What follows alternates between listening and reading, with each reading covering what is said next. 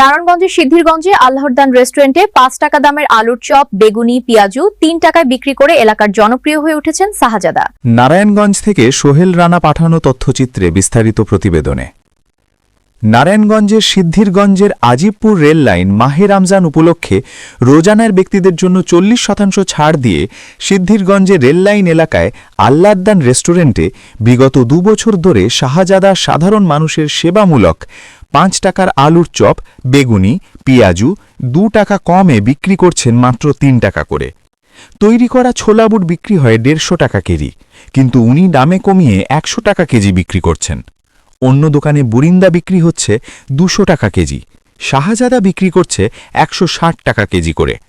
বিগত ২ বৎসর ধরে রমজান মাসে তিনি এরকম উদ্যোগ নিয়েছেন।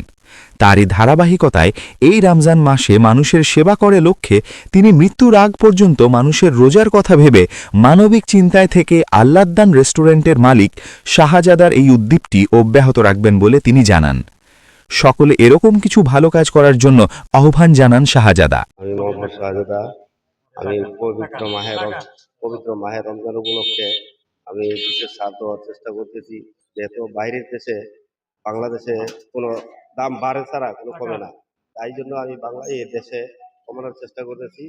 যেমন আলু চপ, বেগুনি এগুলি বেচতাম ৫ টাকা, রমজানের উপলক্ষে ৩ টাকা করে দিছি। ছোলা বুট ১০০ টাকা করে দিছি, আর বুরিন্দা ১৬০ টাকা করে দিছি, যেটা ২০০ টাকা বিক্রি করে।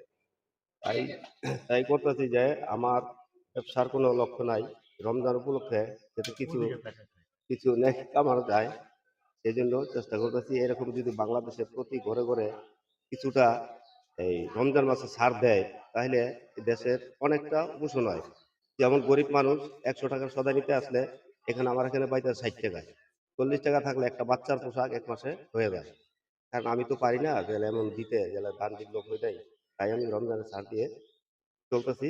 আমার জন্য খালি দোয়া করবেন যাতে আমি আমার মরার আগ পর্যন্ত আমি এটা দিয়ে যেতে পারি।